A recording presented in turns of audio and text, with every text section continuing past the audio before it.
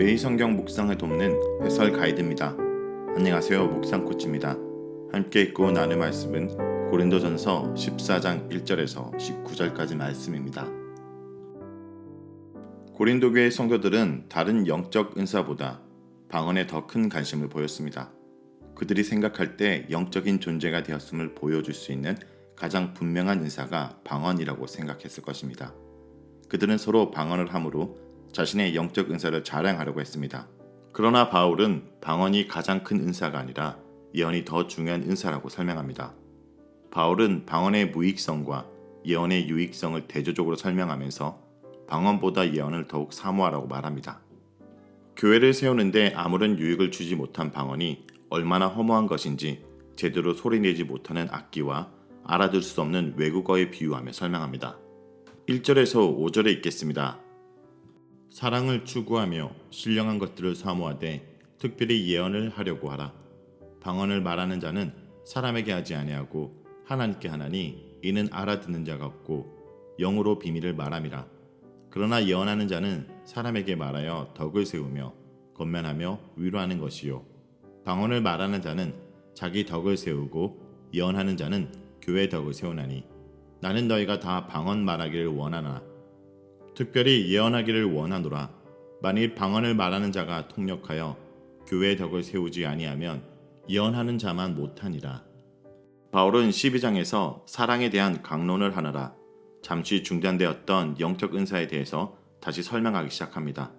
12장 31절에서 너희는 더 큰 은사를 사모하라 라고 했는데 이제 독자들이 사모해야 할 큰 은사들이 무엇인지 설명합니다.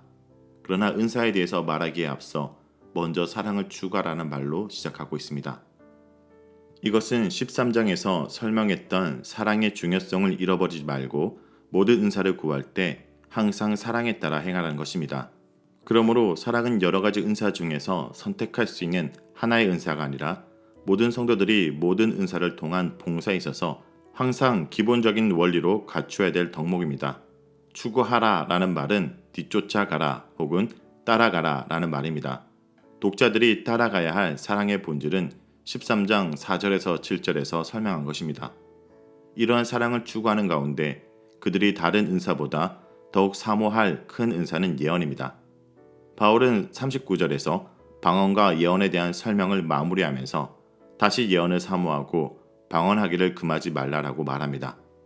이것은 예언이 더 큰 은사라고 말한 이유가 특별히 방언과 비교하면서 한 말임을 알 수 있게 합니다. 방언은 금할 필요는 없지만 특별히 사모해야 할 것이라고 말하진 않습니다. 그러나 예언은 특별히 사모해야 합니다. 물론 여기서 말하는 예언은 장래에 일어날 일에 대해 미리 예언하는 좁은 의미의 예언, 예측과 같은 프로딕션을 얘기하는 것이 아니라 넓은 의미에서 말씀을 가르치는 은사인 예언인 프로퍼시를 얘기하는 것입니다. 바울은 왜 방언보다 예언을 사모해야 하는지 그 이유를 설명합니다. 방언에는 세 가지 특징이 있는데 그것은 교회를 세우는데 아무런 유익을 주지 못합니다. 첫째, 방언은 사람에게 말하는 것이 아니라 하나님께 말하는 것입니다. 하나님께 하는 말이란 표현에는 두 가지 함축적인 의미가 있습니다. 이것은 방언이 주로 기도 가운데 말하는 것임을 암시하며 기도는 하나님을 향한 것이지 사람을 향한 것이 아니기 때문에 다른 사람에게는 아무런 의미가 없다는 것입니다. 둘째, 방언은 영으로 비밀을 말하는 것입니다. 여기서 영은 인간의 정신과 마음과 대조되는 것으로 인간이 이해할 수 없는 영적인 차원에 속한 것임을 의미합니다. 그러므로 방언은 인간이 알아들을 수 없는 비밀에 속한 것입니다. 셋째, 방언은 다른 사람에게 유익하는 것이 아니라 말하는 자신을 유익하게 하는 것입니다. 방언이 교회를 세우는데 아무런 유익이 없지만 그래도 방언을 말하는 그 자신을 세우는 데에는 어떤 유익이 있다는 것을 인정합니다. 어떤 유익이 있는지는 14절에서 설명합니다. 그럼에도 불구하고 그 유익은 영적인 영역에 속하는 것이므로 방언을 말하는 사람의 이성과 마음에는 아무런 유익을 주지 못하는 제한적인 것입니다. 이에 반해 예언은 교회를 세우는 데 유익이 있습니다. 먼저 예언은 하나님께 말하는 것이 아니라 사람에게 말하는 것이므로 사람이 그것을 알아듣고 위로와 권면을 받게 됩니다. 방언은 자신의 유익을 위한 것이지만 그 유익은 매우 제한적입니다. 그러나 예언은 성도들을 권면하고 교회를 세우는 것이므로 더욱 유익합니다. 바울은 방언의 가치를 부정하지는 않습니다. 그러므로 모든 성도들이 방언하기를 원한다라고 말하고 있습니다. 이것은 12장 30절에서 다 방언을 말할 수 있는 것은 아니라고 했던 것과 대립됩니다. 이것은 단지 방언도 말하는 그 자신에게 주는 유익이 있으므로 바울이 지금 방언을 무시하는 것이 아니라는 사실을 독자들에게 말하는 것입니다. 그러나 신속하게 자신이 진정 원하는 것은 방언이 아니라 예언이라는 사실을 강조합니다. 왜냐하면 방언은 통역하지 않으면 알아들을 수가 없고 교회에 유익을 주지 못하지만 예언은 교회에 유익을 주기 때문입니다. 바울은 방언 그 자체를 폄하하지는 않습니다. 다만 알아들을 수 없는 방언의 무익성을 지적할 뿐입니다. 그러므로 방언보다는 예언이 그리스도의 몸인 교회를 세우는 데에서 더욱 유익하다고 강조합니다. 다음은 6절에서 12절 읽겠습니다. 그런즉 형제들아 내가 너희에게 나아가서 방언으로 말하고 계시나 지식이나 예언이나 가르치는 것으로 말하지 아니하면 너희에게 무엇이 유익하리요? 혹 필이나 검은고와 같이 생명이 없는 것이 소리를 낼 때 그 음의 분별을 나타내지 아니하면 필이 부는 것인지 검은고 타는 것인지 어찌 알게 되리요? 만일 나팔이 분명하지 못한 소리를 내면 누가 전투를 준비하리요? 이와 같이 너희도 혀로서 알아듣기 쉬운 말을 하지 아니하면 그 말하는 것을 어찌 알리요? 이는 호공에다 말하는 것이라. 이같이 세상에 소리의 종류가 많으나 뜻없는 소리는 없나니 그러므로 내가 그 소리를 알아듣지 못하면 내가 말하는 자에게 외국인이 되고 말하는 자도 내게 외국인이 되리니 그러므로 너희도 영적인 것을 사모하는 자인즉 교회의 덕을 세우기 위하여 그것이 풍성하기를 구하라. 공적인 유익을 위해 방언보다 예언을 더 권장한 바울은 이제 통역되지 않는 방언은 유익하지 못하다라는 논지를 전개합니다. 다른 은사와 달리 통역되지 아니한 방언은 공적 유익에도 도움이 되지 않았음을 강조합니다. 공적 유익이 없는 방언과 대조적으로 공적 유익이 있는 계시, 예언, 지식, 가르침이 언급되고 있습니다. 바울의 논지는 분명하지 못하는 악기 소리의 예시로 강화됩니다.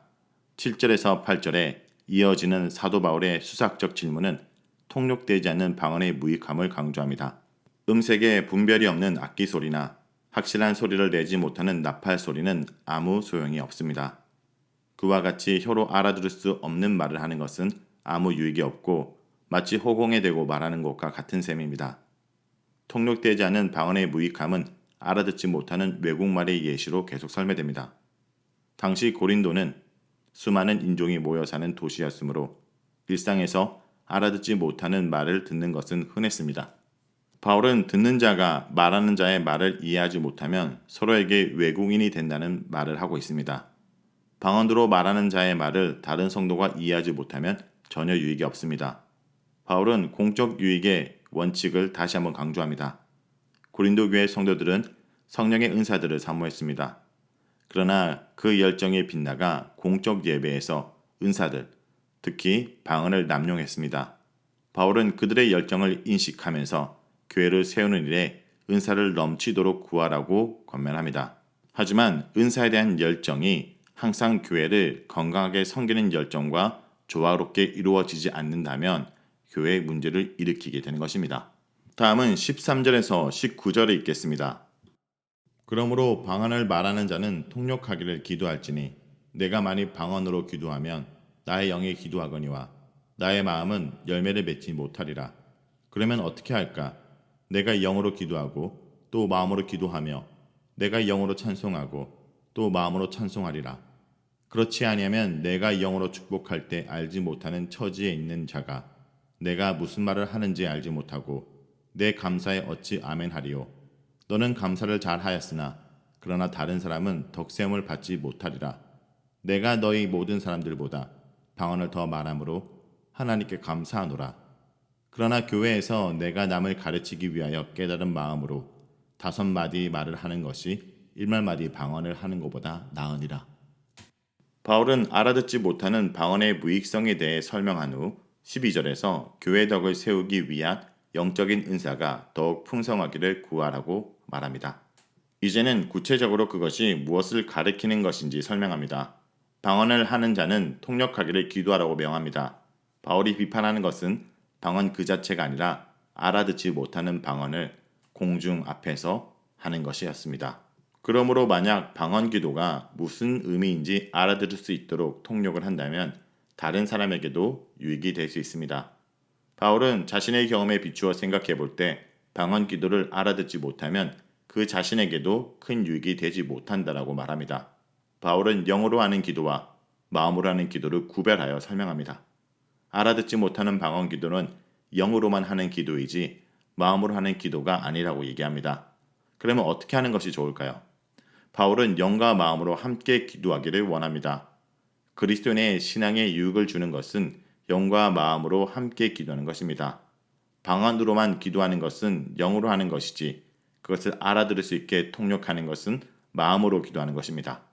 바울은 방언을 금하지 않습니다. 그러나 방언 기도가 더 유익한 것이 되기 위해서는 통역을 하여 무슨 기도를 하는지 그 자신도 알고 그의 마음이 영과 함께 기도하고 찬양해야 하는 것입니다. 16절에서 17절은 바울이 왜 방언 기도의 무익성에 대해서 그렇게 강조하고 있는지 그 이유가 더욱 분명하게 드러납니다. 방언으로 기도하는 자들이 홀로 개인적으로 기도하면 별 문제가 없겠지만 공중 예배에서 다른 사람들 앞에서 기도한다면 문제가 됩니다. 공중 예배에서 사람들이 알아듣지 못하는 방언으로 열심히 기도하고 찬양을 하더라도 누가 그것을 알아듣고 거기에 동참할 수 있겠습니까? 방언으로 기도하는 사람이 회중에게 축복의 기도를 했다라고 하더라도 거기에 모인 사람들이 그것을 알아듣지 못한다면 어떻게 아멘으로 화답할 수 있겠습니까? 방언 기도는 자신에게뿐만 아니라 다른 사람에게도 유익이 주지 못하는 것이라고 얘기합니다. 그러므로 방언으로 기도하면 통역을 하여 다른 사람에게 유익을 줄 수 있도록 하든지 알아들을 수 있는 말로 기도하는 것이 더 유익하다라고 권면하고 있습니다. 바울이 방언에 대해 그렇게 비판적으로 말할 수 있었던 것은 그 자신도 고린도 교회 어떤 성도들보다 방언을 더 잘했기 때문입니다.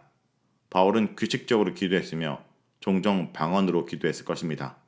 그리고 개인적으로 방언 기도하는 것에 대해 비판하지는 않습니다. 다만 교회에서 알아듣지 못하는 방언으로서 많은 말을 하는 것은 옳지 못하다라고 말하고 있습니다. 바울은 1만 마디 방언보다 알아들을 수 있는 말로 다른 사람을 권면하고 가르치는 것이 더 유익하다라고 말합니다.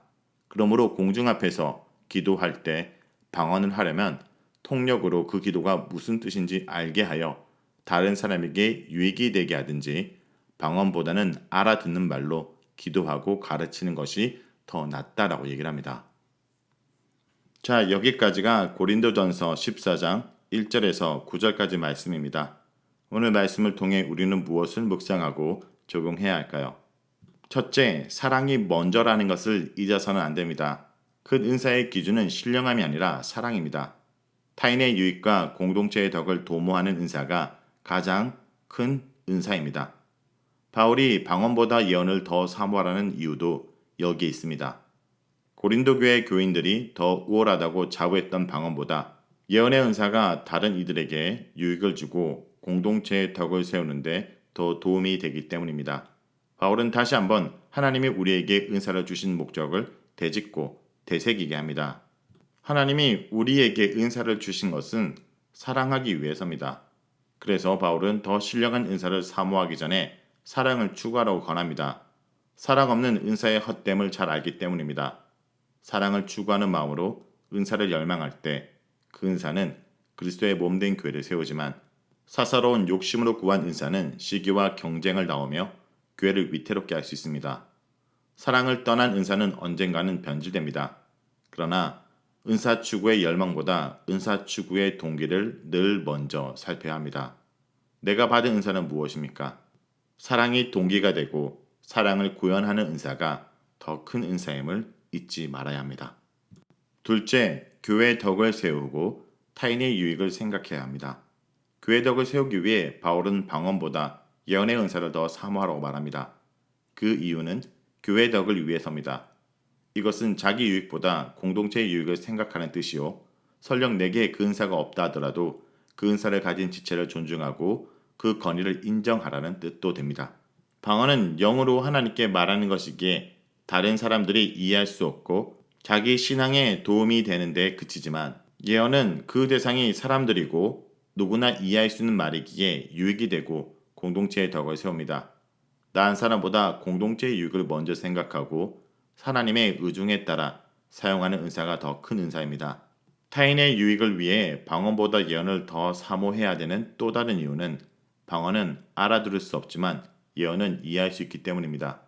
통역되지 못한 방언은 그 뜻을 이해할 수 없기에 자신에게도 타인에게도 유익이 되지 못합니다.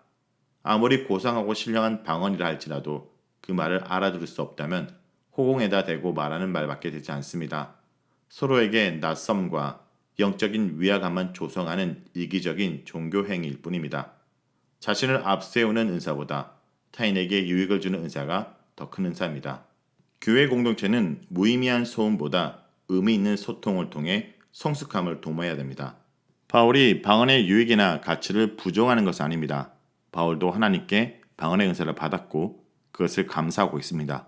하지만 아무리 자기에게 유익하더라도 1만 마디 방언을 하는 것보다 공동체가 알아듣도록 깨닫는 마음으로 5마디 말하기를 더 원했습니다. 여러분, 이것이 사랑입니다. 은사는 우리를 남보다 더 신령하게 보이게 하려고 주신 것이 아니라 공동체를 세우도록 주셨기 때문입니다.